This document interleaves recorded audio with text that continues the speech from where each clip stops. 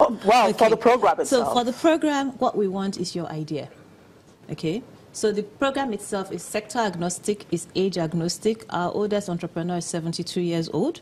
The youngest is 18, which is the minimum age for being an adult. So what we're looking for are ideas that are bankable, ideas that are scalable, ideas that are able to solve the problem within your immediate community, ideas that have the potential to be profitable as well as create an impact. So you just apply. The portal opens every January 1st of the year and is left open till March 1st. Then on the 22nd of March, we announce the 1,000 entrepreneurs who have been selected. And we select from across all the African countries and across the 36 states of Nigeria because we believe in representation, okay, that everybody should have a chance to have a fair say. And you may not know this, but this actually stemmed from Mr. Tony Elumelu's desire to democratize luck. July 31st, 2010, at his valedictory service at United Bank for Africa, when he was stepping aside at the GMD, he stood up on that stage and said that he's going to start the next day to become an entrepreneur. He's going to set up Heirs Holdings and the Tony Elumelu Foundation with the purpose of democratizing luck. So you don't need to know anybody to get on the program. Just prepare, get your things together, and even if you go to the Tony Elumelu website today, the information you need to prepare yourself for January 1st is already there. You don't need to wait. Then if you go to our website, you also find details about the alumni. These are past beneficiaries of the program. They are so fantastic. They are ever willing to lend a helping hand to guide you through the application process. Now, this is the first year you have opened the forum, yes, which include the full Pan-African entrepreneurship, which you call the ecosystem. So what informed taking that decision now? Fantastic. So why we've made that decision is we have more entrepreneurs beyond the 1,000 that we fund, that we mentor, that we train each year. With the forum, we can reach more because there are a lot of things that people are getting from being a part of the forum that is beyond just the funding, the mentoring, and the training. So we're almost democratizing opportunities now, democratizing knowledge, which is why we've also created a live stream link so that you just register from the live stream, and anywhere in the world you are, you can participate in the forum without being physically there. So that's one thing. A second thing is to create opportunities for you to meet with more people because we need to aggregate, we need to come together so that we can collectively succeed. So it's to create more opportunities beyond the 1,000. Let other people be able to benefit from the forum. And you know the forum is free. There's no gate fee. Even to watch on the live stream, we are not charging. It's free. We fully fund. We fund the forum and we create access so that other people can benefit as well. You had talked about sector representation. Yes. Can you tell us more about that? What sector is highly represented? Agriculture? Yes. Mining or what? So for the past 3 years, agriculture has been the clear leader, both in the application and at the end of the day, the selection.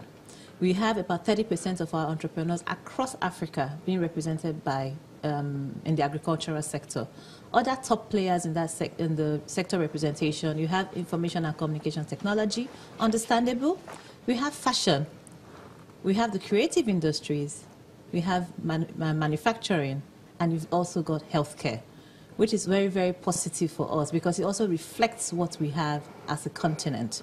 And on that top list as well, you also have education and training, which is very, very encouraging because it shows that entrepreneurs are very focused on dealing with sectors that will indeed transform Africa.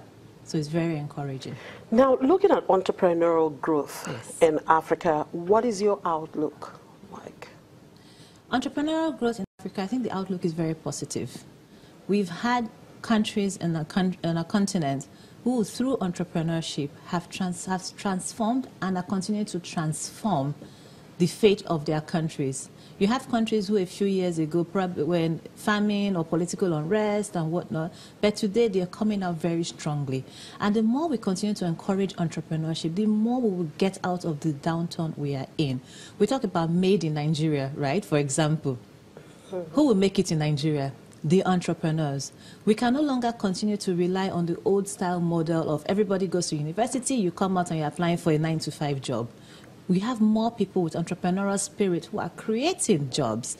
And the interesting thing we find as well about program is that over 50% of the people are actually in the 18 to 30 age demography, which is very, very encouraging. Because, you know, we keep talking about unemployment. More of the youth. Yes, you have more youth, which means that you have people who are graduating and who know that they have a talent. They have something to give. They have an idea. Then comes this man, Tony Elumelu, who now says, you know what, I'm going to take a chance on you. You have just your idea, but I'm going to give you $5,000 to use to test your idea.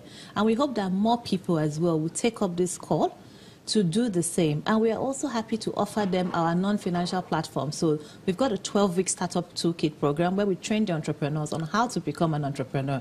If you can learn how to become a doctor, a lawyer, an engineer, you can also learn how to become an entrepreneur. We give you mentors. We give you access to our online resource toolkit. These are investments that are over $10 million in terms of the value. And these are things that will help us unlock the entrepreneurial vision that we have for Nigeria and indeed Africa. Right, thank you very much for your time. It's indeed a big challenge for the youths, but I'm sure they will all get there. We definitely will. Thank you very much. Thank you very much. I've been talking to Mrs. Owen Omogiafe. He is the Chief Operating Officer at Tony Elumelu Foundation.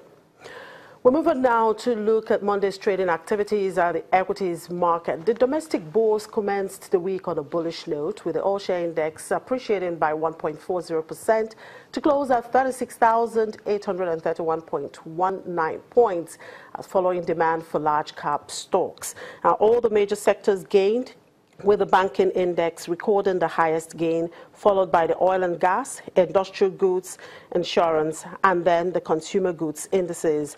Market breadth remained positive, with 25 gainers and 21 losers. However, total volume traded decreased by 28.58% to 262.17 million units, valued at 3 billion naira, and exchanged in 4,283 deals. Now, the gains are expected to extend in today's session as investors continue to take position ahead of third quarter earnings.